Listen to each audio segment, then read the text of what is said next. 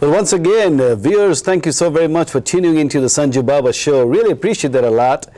I missed you last week and hope you all had a fantastic 4th of July. Yes, we did start a little late. I think it's about 11:15 when we started shooting up in the air, but unfortunately the huge wind, I think, obstructed us from that. But anyway, hey, the Idaho's biggest and the best firework was on, and it was on at 11:15, and we really enjoyed it. Hopefully you did too, and hope you and your family had a fantastic barbecue and enjoyed yourself over the holidays. Once again, as I always promise you, I try to pull in the best possible personality in the studios to share with you and with us what we really think about what's going on in the city, state, county, or the country. Today I'm so privileged to have one of the chiefs of the city of Pocatello. This gentleman has been with the fire department for almost over 29 years, and has moved from a different state. We'll talk about that. And we are very, very glad to have our fire chief, Dave Gates. Dave, such a pleasure. Thank you, Chief. And that's 19 years, not 19 years, 19 years. Folks, take it back, 19 years. I gave him 10 years extra. We don't want him to retire that quick, do we? Chief, you have moved all the way from California. Yes. And to INL and joined the Navy, and then you decided somehow to land up in Pocatello, Idaho. How did all this happen? Well, I actually came through Idaho, Pocatello, when I was in my Navy career, and I was out at the INL, the then INL, which is now the INL again after having an E added, removed.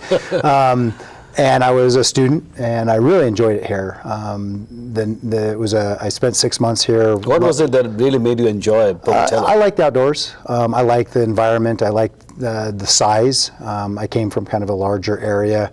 I was one city of 100,000 next to 3 or 4 other cities of 100,000, and that is a lot of people. Concord, California, is it? Concord, California. Where is it at exactly? It's east of San Francisco, about halfway between San Francisco and Sacramento. You know, nice place, beautiful, climate's wonderful. Not nearly the wind we have here, but too many people. And every time I go home, I remind myself as I get stuck in rush hour traffic, I'm like, I can't do this for very long. How many people over there? Well, like I said, the city that I was in was 100,000. I don't know what it is today. Chief, I came from a 19 million, New Delhi, to 50,000. You probably had a little culture shock. I like the fact that rush hour here takes about 10 minutes to get across town. For 10 minutes. So what drove you into being a firefighter? You know, to become a firefighter or to become a paramedic or to become a vet, I think these are some of the professions that you really want to do it. There's a drive, there's a determination, there's some kind of a motivation or inspiration from somebody. What drove you?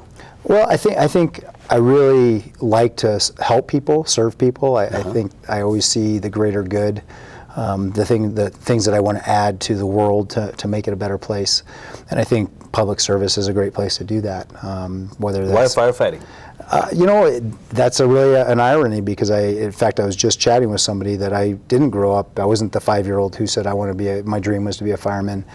I was actually touched by people through the course of my life that were firefighters, and very casually just kind of told me about the profession, and you know, being the young dumb kid, you kind of disregard their comments.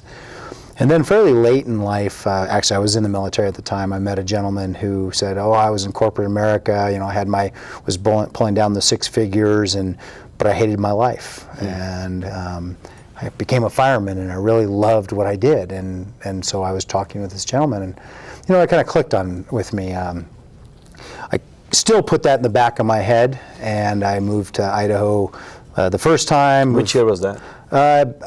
Probably about 85 is when I first came through. Spent a couple years in the training program for the Navy. Spent 3.5 on a submarine, and I knew that wasn't a career for me. And I came back to Idaho to be an instructor for the Navy and work on my degree. And I went to Idaho State University. It's a great university. It's wonderful to have a university available to you.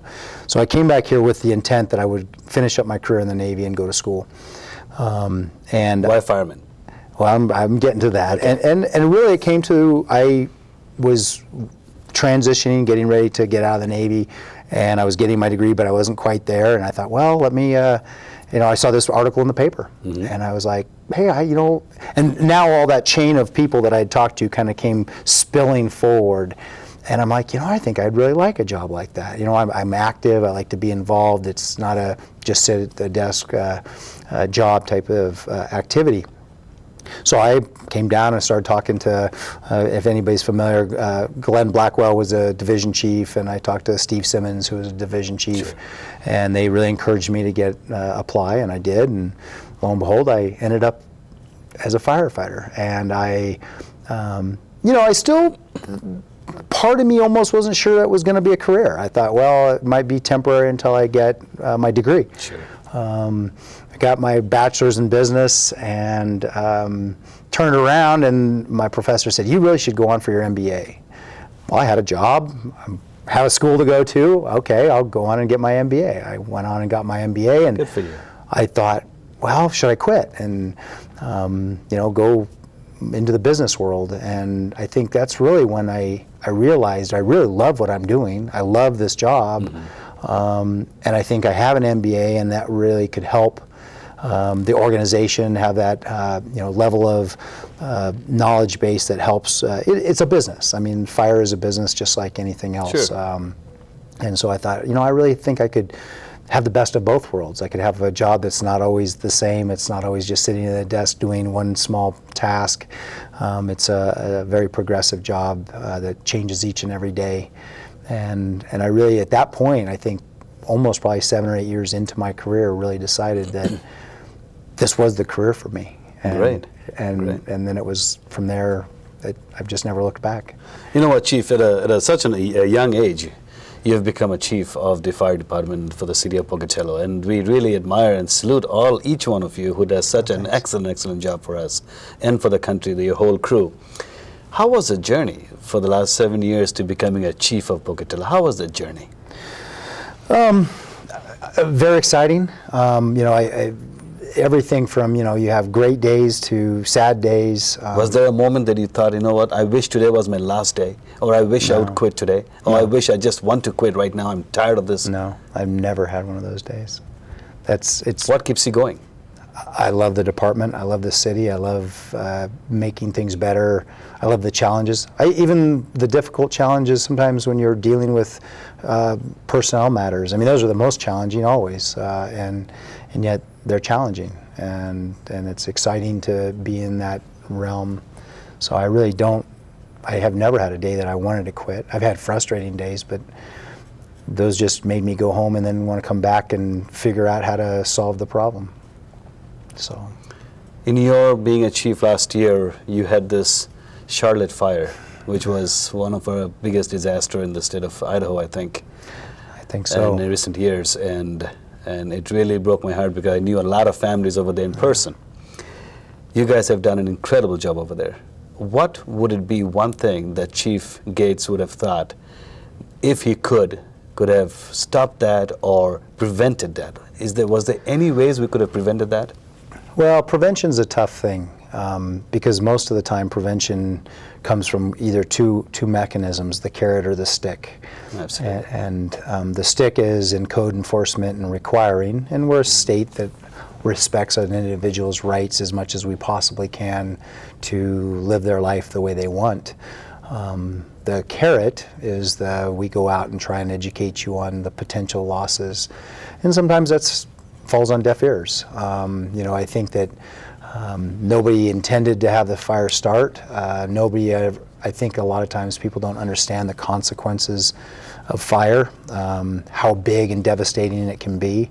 I always tell people this story. I said, well, think about the biggest campfire you've ever had, and think about how, even if it was 4 or 5 feet tall, it pushed you back, say 15 feet because it was just too hot to stand next to.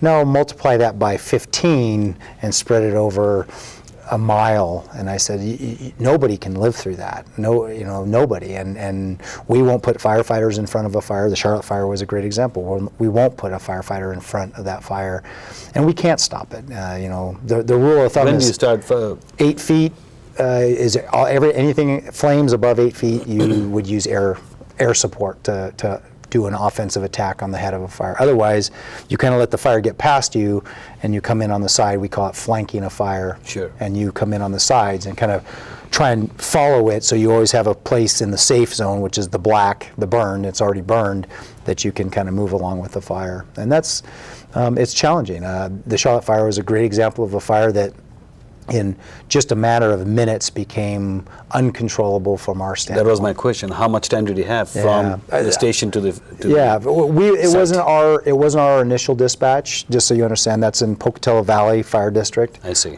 We were called on resource to help. But that's the type of thing. It's Pocatello Valley was a volunteer fire department, and you have people that have to respond from either their jobs or their homes to the fire station. You have that little bit of delay. I think in general, you could say that it really is very dependent on all the conditions, and the day the Charlotte fire occurred, the conditions were at the very worst possible they could be to be against us. So would you have thought that, okay, if we were called first, we could have prevented it better, or we could have taken a little bit better step, or we could have done slightly better than what the result was? What I would say is this: anytime you can get to the fire quicker, you have a better chance of stopping it. The size is huge. The bigger a fire gets, the more it becomes self-perpetuating. It starts to create its own wind. It starts to create its own motion, and so. Our goal is to get on it quickly and get it out while it's small. So is it the Pocatello Valley who had to inform you guys that yes we cannot control now, you can come in? Yes. And they asked right away. I mean, I know Chief Aguilar, she's a great fire chief and does a lot of things with the fire department. She called as quickly as she felt like she had a knowledge of what was going on. In fact, as she indicated in the Charlotte fire, she called for us before she even got on scene, just based on the column of smoke. But those time frames it's complicated, and sure. We call it response time, the travel time from when we're notified till when we arrive on scene, and our target is 4 minutes. Even 4 minutes can be a long time in a wind-driven wildland fire. How many firemen do you have in your crew? We have 26 per platoon. We have 3 platoons, but a platoon is only one day, so each platoon is a day. So we have 26 available at any given time to respond, except for vacation, sick leave, and things like that. It basically staffs out as 4 fire engines, minimum staffed with 3 people, and we have 3 ambulances. We run the county ambulance, and we dual role. The fire department does kind of a dual role, which is beneficial because it's a pooling of resources that allows that a paramedic can be a firefighter, but also a paramedic. A firefighter can be an EMT or a paramedic, and also dual role as a firefighter. And so it's a benefit to have that many extra people available on events like that. Sure. Summertime, Chief, we have noticed that in America now, it is on the West Coast mostly, that fire has become on a regular basis, we have been getting fire, and it has been devastating for so many families. Now, is there a possible way that we could prevent this also in advance? Is there somehow we could damp that area with water or with something so we could prevent it? Like we had one in Arizona in Yarnell recently, and unfortunately, we lost 19 of our hotshots. Yep. We really would like to salute them. The best of the best. The best of the best. It breaks our heart because I hear and I read that we do not have very many of these hotshots anyway. Nationwide, you have about 110? 110 teams. 110 teams. So teams. Okay. So, how many do we have in Pocatello, in the state of Idaho? I don't know exactly how many hotshots, but we have one hotshot crew here. The Snake River hotshots are based out of Pocatello. So we have one team here in Pocatello but they're deployed a lot. So could we have prevented the Yarnell fire? The incident or the fire? The fire. That's been a dilemma for a lot of years. If you go all the way back to the fire of 1908, the big burn, the great burn up in northern Idaho, when the Forest Service just started really aggressively pursuing fighting fire. I think in the past, prior to that, we just burned. But the burn also kept the vegetation at a manageable level, you might say, where it didn't get so big. So we've had, and this has been talked about a lot in the industry, is that we've had 100 years of very, very active fire suppression, which has allowed a lot of undergrowth, a lot of deadfall to stay in the ground, as opposed to the fire comes through and the deadfall is kind of cleared out, the younger brush is cleared out. So we've had 100 years of pretty aggressive fire suppression. This is now just in the last 10 years has become kind of, maybe even the last 15 years, become kind of, okay, maybe what we really need to do is allow fires to burn a little bit more. Maybe we should control them, or even have burns, what they call prescribed burns, to try and remove some of the vegetation from areas. We're doing a lot of thinning. There was actually up on Cinnamon Ridge, which is in the fire area of the Charlotte fire, Cinnamon Ridge was cleared out quite a bit. I mean, you could actually clearly see that. In terms of absolute prevention, having the fire never occur, that'll never happen. I mean, lightning has been causing fires for thousands of years. The degree of the fire really becomes the problem, and forest fires were never really a problem until we decided we wanted to harvest fuel, the wood from the forest, and the fire was taking that away. And it really never became a huge problem until we started living in those areas, because it really just didn't, the fact that we have people now want to live in the wildland-urban interface has caused, to some degree, the problem. There's the risk of being in that environment. And going back to your question about the carrot and the stick and how do we prevent this, you really have the difficult time, because most of the people that live up in those areas really want that environment. And so it's really hard for me to convince them to cut all those trees down for their safety. And I, quite frankly, can't blame them. And what I try and note to everybody is, A, I won't kill a firefighter because you've chose to live that way, have your thing, your environment. And I won't risk their lives. I won't risk other law enforcement's trying to get you to get out. It really becomes that person's choice, and if they choose to stay, or if they've chose to live that way. You see in California, where they've lost so many structures, I think you start getting political pressure to, this is where laws come into play, is enough people decide this is not, we're not okay having our neighbors have all this stuff that threatens our own homes. So I hope they understand when they build a house over there. I mean, they build a house with an intent that, okay, I would like to be on top of the hill, I would like to have the best of the view, and I would like to have some jungles around, I would like to see the coyotes or the cats flowing around in the wintertime, or the deer. But right. As you said, do they work with you? Do our residents work with you, understanding that, yes? Some do. I think it's like anything. You have all spectrums. You have the people that are adamant that they don't want to have anything removed. They like it the way it is, and then you have the How do you work with them? Well, again, this is a free country, and I don't have a mechanism to force them to do it. At this point, the only way that would come as a force would be through really the citizens saying, it's time. It's time that we engage and say, you can't have that much vegetation that is like basically you having a bunch of gas cans around your property that would cause my property to burn. That's why we have laws. You can't have weeds in your yard because it will offend somebody else. And I was talking to you about the prevention of fire, and you said, is it prevention of fire or the incident that we can prevent? What do you mean by that? Well, I asked the question because could we have prevented the Yarnell accident, i.e. the loss of 19 firefighters, or could we have prevented the fire? No.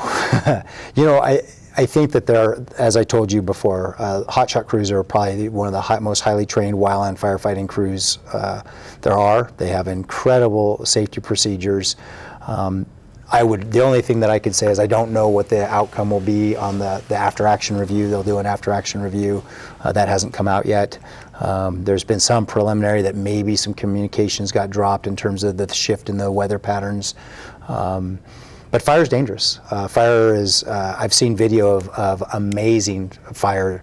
I've seen wind, what would have been considered a tornado of fire that threw 100-foot conifer trees 1,000 yards. And I don't think people understand that when fire really gets going, we saw the Charlotte fire, and that's, in my mind, was pretty extreme fire behavior. Absolutely. But not as extreme as what I've seen. So correct me if I'm wrong. I think I read something like they tried to roll themselves in a silver foil kind of a drum. Yeah, well, it's not a drum. It's they call it a fire shelter. Okay. It's And then what happens with aluminized fabric, a Kevlar fabric that they're designed to protect their lungs and them from the immediate radiant heat for a short period of time. And so it's kind of like, if you think about a sleeping bag, except it's open on one end, that's designed to lay on the ground, hold all the edges down while the fire rolls over you. They're as thin as the paper that you have right there in front of you, and they're not intended to endure long-term So radiant what heat. happened then? What they did? It was probably, I don't know the exact Right, circumstances, right, but the sustainment of the fire was just probably too intense. They're really a last ditch. The Forest Service, the feds, and us take it very seriously. A deployment is an accident. You should never have to deploy. That is literally a last ditch effort, and they had them in varying states of deployment. It's to be determined whether they were in and it got so hot that they decided they were going to try something else, or if they just never got it deployed. One of the spokesmen from the Arizona Fire Department did say that he felt this was the biggest ever storm that he have ever seen. Right. And that's how his words were. Tell us a little bit about the hotshot people. How are they trained? What do they do differently to call themselves hotshot? Okay. Well, I'm not an expert in I didn't grow up in the wildland realm, and it is a different. They have a different system, but they normally have had to spend numerous years on either a hand crew or what they call a normal hand crew, or a fire engine, a wildland engine. They normally have to have spent enough years, and then they normally have to have demonstrated basically exceptional firefighting skills and be recommended by their supervisors to be appointed to a hotshot crew. They normally work in teams of approximately 20. They normally have basically 2 supervisors of that team of 20, and they've got a lot of experience, and they've engaged in a lot of fire. They do a lot of the extra training to make sure, and they're about the fittest bunch you can imagine. These guys typically go back and will spend as much as 2 weeks bivouacked back in the fire country, working fire lines and doing what needs to get done. They measure things in terms of their capacity, and typically, a hotshot crew will have a much higher capacity for the same number of people than, say, a typical what they call a hand crew, just because of their. So when you say they've got quite a lot of experience, I've seen our 19 firefighters who passed away recently. They were all within the age group of 21 and 27. Yeah. Where did they gain so much experience? Most of them started at a very young age. Most of them start at 18. A lot of them are college kids. It's a great college job because they work just through the summer. This is not a full-time job. Yeah, a lot of them are not. This particular one was what was unique about the Yarnell Fire Department or the Yarnell Fire hotshot crew was that hotshot crew was part of the Prescott Fire Department, and that they are the only hotshot crew that is actually associated with a structure or a municipal fire department, if that makes sense. There's no other municipal fire. We don't have a hotshot crew within the city of Pocatello that's ours.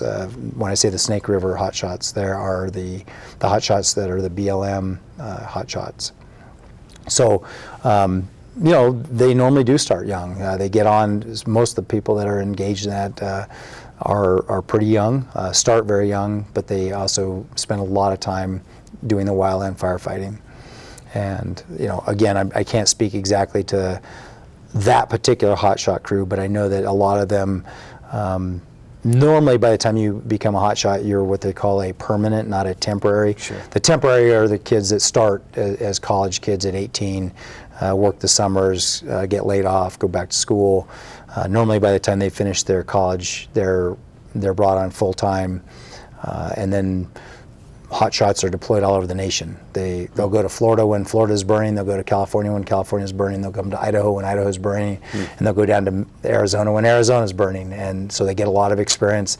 They work, typically 21 days, get a couple of days off, and go back and work 21 more days. And they do that a lot.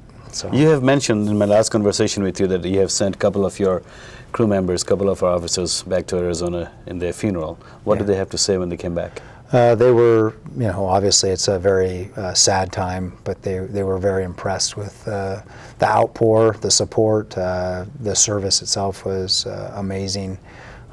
They just said it was breathtaking. Yeah. So. Excellent. Well, thank you much for doing that. I think that means a lot for the state of Idaho for doing that. Changing gears a little bit, what does Chief Gates do other than firefighting and becoming and being a chief in the office and asking people what to do? What does he do? What does he like to do at life other than work? Well, I'd have to say that lately work has been kind of all-consuming, and we've got a lot of great projects. So as of late, that's been my life. So work after work? Work after work, okay. Yes, yeah. And that's okay, because I love what I'm doing, and that's great. But I do have balance. I have a garden. Do you have a wife, kids? I do have a wife. All right. I have a daughter. List? I have a honey-do list. Right. I have a garden. We like to garden together. I like to play softball. I like to play handball. I try and work out. My workouts have kind of fallen by the wayside. I had shoulder surgery 2 Januaries ago, and it's just now getting back to where I think I can play. It does after 40, I think. Oh, yeah. Did you hit 40 yet? I'm 48. All right. So, yeah, I like fly fishing. I have a motorcycle. I like to, in fact, my wife and I are talking about trying to take at least a little 4-day weekend up through Idaho. We have beautiful country up through Idaho, great motorcycling country, and I think we'll take a little trip up that. Is she from Pocatello, Idaho? She is from, well, she doesn't like, she actually says I'm from Coeur d'Alene. Oh, okay. But she's lived here since she was like 4, so I think that's qualifies she's a Pocatelloan. So, okay. And how old is the daughter? My daughter is 21, or will be 21 August 10th. She lives over with her mother in Boise, and I see her off and on as I travel over to Boise, and every once in a while she travels over here. Very nice. So she's doing well. So what is Chief Gates' next vision for the city of Pocatello? Wow, the thing that we're working on right now that I'm really excited about is a live burn facility. We've got it passed through this budget to purchase a live burn facility. Define that a little bit in simple language. Well, firefighters, what we do, we have to train to prepare for what we do. I liken it, and I use it during budget hearings. No policeman goes into a gunfight not having qualified with their weapon. Well, in firefighting, it's similar. I cannot qualify to be a firefighter without having experienced live fire, meaning I've had to go in, spray water on a live fire, and demonstrate that I'm capable of doing that. I see. And that's a recent change. And when I say recent, last 10 years is really when live fire became part of the qualification of a firefighter. Quite frankly, in the past, firefighters could become firemen and never have sprayed water on fire. And so this is a facility that will allow us to practice that, and not just practice it once, but practice it repeatedly and become much more proficient at our When do fire you think we can skills. get that ready? Well, there's a lot of things in the works. Right now, I'll say that I'm really hoping that I can bring UP on board, Union Pacific Railroad. Okay. They have just the most ideal piece of property that's currently not being utilized. That would be a perfect location for the facility, and if we could work something out where we could put this device. It's fairly big, but it's also, we can disassemble it and move it if we had to. That's really where I'm hoping we can put this together. And in fact, I'm in one of the projects I'm in the middle of is working on the proposal to them of what I'd like to see happen with that, and how I could see it benefiting both the city of Pocatello, the citizens of Pocatello, and Union Pacific. So. And also the young teenage boys and girls who would like to take this up as a profession. I think that would be a great training. Yeah, absolutely. And it really is, in terms of the media, we can take the media out and show, You know, a lot of people just don't understand what can happen in a fire. I've seen demonstrations of sprinkler systems, and where you put two rooms side by side and light one on fire that's exactly like this one's sprinkled and this one's not, and how quickly the fire is suppressed, and how quickly, you know, there's really very little damage. You know, it's pretty amazing. So it should be a very useful tool, and just a really deeply needed in this community. So, well, thank you very much, Chief Gates. Good luck.